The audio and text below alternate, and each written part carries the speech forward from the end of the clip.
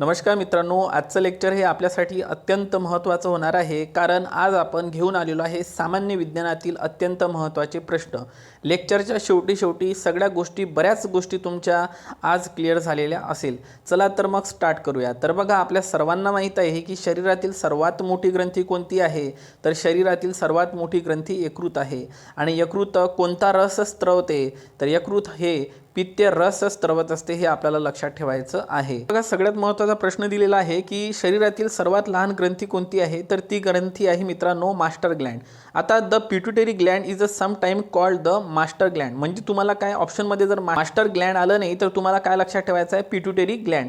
Okay, so याला मराठीत कोणतं नाव आहे हे तुम्ही मला आता कमेंट बॉक्समध्ये सांगा। म्हणजे 3 नाव आहे, एक आहे मास्टर ग्लँड, एक आहे पिट्युटरी ग्लँड आणि एक आहे मित्रांनो मराठीमध्ये। तर ते तुम्ही मला खाली कमेंट बॉक्समध्ये सांगा। सो हे दोन्ही प्रश्न तुमचे क्लिअर झाले।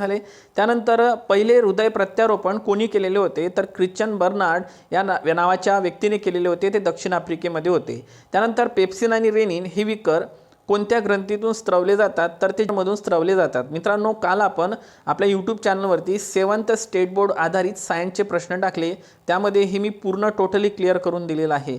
एक वेळा ते सर्वांनी क्लिअर करा, मी याच्यासाठी म्हणत आहे कारण आपल्याला कंबाईनमध्ये सायन्स आहे, त्यानंतर मेन्समध्ये पण सायन्स आहे आणि सगळ्यात महत्त्वाचं म्हणजे ज्या नगर परिषद आरोग्य सेवा एक्झाम होत आहे त्यामध्ये पण सायन्स आहे। सो सायन्स या विषयाला महत्त्व आलेलं आहे, त्यामुळे हे क्लिअर करा। मानवी शरीर काय पचवू शकत नाही? तर बघा, सेल्युलोज आपण काय करू शकत नाही? पचवू शकत नाही। हा महत्त्वाचा पॉईंट आहे, यावरती प्रश्न आलेले आहे। त्यानंतर पीएचचा फुल फॉर्म काय होतो? तर पीएचचा फुल फॉर्म होतो पोटेन्शियल ऑफ हायड्रोजन। ओके, आणि ही संकल्पना जी आहे ती सोरेनसनने शोधून काढलेली होती। आता बऱ्याचदा बघा, लाडेचा जो पीएच आहे परीक्षेमध्ये विचारला जातो, तर लाडेचा पीएच आहे 6.8, तर सरासरी 6.8 लक्षात ठेवायचा आहे तुम्हाला। त्यानंतर लाडेमध्ये कोणते विकर असते? तर आपल्या सर्वांना माहीत आहे, लाडेमध्ये टायलिन नावाचं काय असते? विकर असते। त्यानंतर बघा, स्वादुपिंडातून कोणते विकर एन्झाइम्स स्त्रवले जातात? तर बघा, ट्रिप्सिन, अमायलेज आणि लायपेज हे असते स्वादुपिंडामध्ये। ओके, सो लक्षात ठेवा। दातांचा अभ्यास करणाऱ्या शास्त्राला ओडोंटोलॉजी म्हटलं जाते, ओडोंटोलॉजी। सो डेंटोलॉजी अशावरून तुम्ही ओडोंटोलॉजी लक्षात ठेवा। दाताच्या वर आढळणाऱ्या कडक आवरणाला काय म्हणतात? तर त्याला म्हणतात इनॅमल। ओके, एक पातळ स्तर असतो, तो लक्षात ठेवायचा आहे तुम्हाला। सर्वात मोठी बाह्यस्त्रावी ग्रंथी यकृत आहे, परंतु सर्वात मोठी अंतरस्त्रावी ग्रंथी म्हटलं तर थायरॉइड लक्षात ठेवा। ओके, पूर्णतः विचारली तर यकृत मोठी आहे, बाह्य म्हटलं तर यकृत आणि अंतरस्त्रावी जर शब्द टाकला तर इथं कन्फ्यूज नाही व्हायचं आहे। थायरॉइड ग्रंथी तुम्हाला लक्षात ठेवायचं आहे। शास्त्राला काय म्हणतात? तर ऑस्टिओलॉजी म्हटलं जाते। ठीक आहे, आणि मानवी शरीराच्या वजनाच्या किती टक्के हाडांची संख्या असते? तर ती असते 18%। It's a very important point. मानवी शरीरामध्ये एकूण हाडांची संख्या ही 206 असते मित्रांनो, तर मात्र नवजात बालकांमध्ये जन्माच्या वेळी हाडांची संख्या किती असते? 350 असते। जर तुम्हाला काही कन्फ्युजन वाटत असेल तर ते लगेच चेक करून घेत चला मित्रांनो। ठीक आहे, मॅन्डिबल, मानवी शरीरातील सर्वात मजबूत हाड मॅन्डिबल हे आहे, जे की जबड्यामध्ये असते। दिलेला आहे, पाठीच्या मणक्यामधील एकूण हाडांची संख्या किती असते? तर ती असते 33। यामध्ये मानेमध्ये 7 असतात, छातीमध्ये 12, कमरेमध्ये 5, त्रिकास्ती 5 आणि माकड हाड 5। यांची जर एकूण कॅल्क्युलेशन केली तर आपल्याला 33 हा आकडा मिळेल। त्यानंतर बऱ्याचदा परीक्षेमध्ये प्रश्न विचारला जातो की कवकाचा अभ्यास करणाऱ्या शास्त्राला काय म्हटलं जाते? तर कवकाचा अभ्यास करणाऱ्या शास्त्राला मायकोलॉजी, तर शैवालाचा अभ्यास करणाऱ्या शास्त्राला फायकोलॉजी असं म्हटलं जाते। मायकोलॉजी, फायकोलॉजी। सो कवक आलं तर मायकोलॉजी म्हणायचं आणि शैवाल आलं तर लक्षात ठेवा म्हणायचं आपल्याला फायकोलॉजी। सो कवकला म्हणायचं मायकोलॉजी आणि शैवालला म्हणायचं फायकोलॉजी, असं काहीतरी पाठ करून ठेवा। चेहऱ्यामध्ये एकूण 14 हाडे असतात, तर ब्रेन बॉक्समध्ये 8 हाडे असतात। म्हणजेच अशा प्रकारे मानवी कवटीमध्ये हाडांची संख्या किती आहे? 22 आहे। एकतर तुम्हाला मानवी कवटी विचारलं तर 22 उत्तर करा, आणि जर तुम्हाला चेहरा विचारला तर 14, ब्रेन बॉक्स विचारले तर 8, तर 14 आणि 8 किती होतात? 22। स्नायूंचा अभ्यास करणाऱ्या शास्त्राला काय म्हणतात? तर त्याला म्हटलं जाते मायकोलॉजी। मानवी शरीरात एकूण स्नायूंची संख्या साधारणतः किती आहे? तर ती आहे 639। मानवी वजनाच्या किती टक्के वजन हे स्नायूंचे असते? तर ते असते मित्रांनो 40%। मोस्ट टाइम पिक करा। मग मानवी शरीरातील सर्वात लांब स्नायू कोणता आहे? तर तो आहे सार्टोरियस, मांडी। ओके, गुगलवर सर्च केलं तुम्हाला दिसून जाईल। आणि मानवी शरीरातील सर्वात मोठा स्नायू कोणता आहे? तर तो आहे ग्लुटोस मॅक्सिमस। ओके, त्यानंतर मानवी शरीरातील सर्वात लहान स्नायू कोणता? मग तर तो आहे स्टेप, जो की कानामध्ये असते। हे सर्वात लहान हाडसुद्धा आहे आणि त्या हाडालाच लागून सर्वात लहान स्नायू आहे। मेंदूचे सरासरी वजन किती असते मित्रांनो? तर ते असते 1300 ते 1400 ग्रॅम। मेंदूचे प्रकार 3 पडतात, प्रमस्तिष्क, अनुमस्तिष्क आणि मस्तिष्क पुष्क. तुम्हा आता सर्व विद्यार्थ्यांना माहीत आहे की यावर प्रश्न विचारले जातात की सर्वात मोठा भाग कोणता आहे? प्रमस्तिष्क मेंदूचा ऐच्छिक क्रियांवर नियंत्रण ठेवतो. सर्वात लहान भाग कोणता आहे? अनुमस्तिष्क, नावातच अणु आहे त्यावरून लक्षात ठेवा, आणि शरीराचा तोल सांभाळतो. जरी लहान असला तरी तोल सांभाळतो, हे महत्त्वाचं. आणि मस्तिष्क पुष्क काय करते? भूक, तहान, तापमान, वेदनीची आपल्याला काय करून देते? संतुलन करून देते, जाणीव करून देते. क्लिअर? त्यानंतर मानवी शरीरातील ग्रंथींचा अभ्यास करणाऱ्या शास्त्राला काय म्हणतात? एंडोक्रोलॉजी म्हटलं जाते. IMP करा, ग्रंथीचा अभ्यास एंडोक्रोलॉजी लक्षात ठेवायचा आहे तुम्हाला. मी मुद्दामून फास्ट याच्यासाठी घेतो की लवकरात लवकर जास्तीत जास्त कंटेंट आपलं कंप्लीट झालं पाहिजे. ओके, जर तुम्हाला नाही समजलं तर एकदा पुन्हा बघून घ्यायचं, काही प्रॉब्लेम येत नाही, आणि लिहिलं तर हे सगळ्यात उत्कृष्ट ठरेल. ग्रंथीचे 2 प्रकार आहे, एक अंतर्स्रावी आणि एक आहे बाह्यस्रावी ग्रंथी. ओके, सो बाह्यस्रावी ग्रंथी ह्या विकर स्त्रवतात, ज्याला एन्झामिन म्हटलं जाते, आणि अंतर्स्रावी ग्रंथी ज्या असतात मित्रांनो त्या संप्रेरक स्त्रवतात, ज्याला हार्मोन्स म्हटलं जाते. सो हा एक फरक लक्षात ठेवा. बाह्यस्रावी आलं तर विकर घ्या, अंतर्स्रावी आलं तर संप्रेरक घ्या. ओके, बाह्यस्रावी ग्रंथी यांना नलिका असतात म्हणते, तर अंतर्स्रावी ग्रंथी यांना नलिका नसतात. ओके, सो आता कसं लक्षात ठेवा? बाह्यस्रावी आहे तर बाहेर येत आहे तर ऑब्वियसली नलिका लागणार. ठीक आहे, अंतर्स्रावी आहे तर नलिका लागणार नाही, असं एक जस्ट लक्षात ठेवून द्यायचं आहे तुम्हाला. स्वादुपिंड ही एकमेव अंतर्स्रावी आणि बाह्यस्रावी या दोन्ही गटात मोडते. तर कोणती ग्रंथी आहे जे अंतर्स्रावी गटाचे कार्य करते आणि बाह्यस्रावीचं आहे? तर ती आहे स्वादुपिंड. त्यानंतर किडनीचा अभ्यास करणारं शास्त्र कोणतं आहे? तर ते आहे नेफ्रॉलॉजी. पाठ ठेवा. आयोडीनच्या कमतरतेमुळे कोणता रोग होतो? तर रोगाचं नाव आहे गलगंड. कोणत्या पेशीमध्ये कोणतं हार्मोन स्त्रवते? मित्रांनो हात जोडा लावणीमध्ये प्रश्न आलेला आहे. अल्फा ग्लुकागॉन स्त्रवते, बीटा इन्शुलिन स्त्रवते, आणि डेल्टा सोमॅटोट्रॉफिन स्त्रवते. ओके, आणि मधुमेह हा इन्शुलिनच्याच अभावी होते, हे लक्षात ठेवा. मग इन्शुलिन कुठं असते? तर ते बीटामध्ये असते, स्वादुपिंडातल्या. लक्षात ठेवा. इन्सुलिनचा शोध कोण लावला? बघा, फ्रेडरिक बेंटिंग यांनी इन्सुलिनचा शोध लावलेला होता. आता वायू हे आपण मागच्या लेक्चरमध्ये पण कव्हर केलं. हवेमध्ये नायट्रोजन किती असतो? 78%, ऑक्सिजन 21%, तर कार्बन 0.03%. लक्षात ठेवा, 0.03%. आपण एक प्रश्न बघितला, मी तुम्हाला रिकमेंडेड करत आहे 7th स्टँडर्डचा जो मी सायन्सचा व्हिडिओ टाकलेला आहे त्यामध्ये सांगितलेला आहे ड्रॉसेरा, घटपर्णी ह्या ज्या वनस्पती आहे मित्रांनो, ह्या कीटकांना का खातात?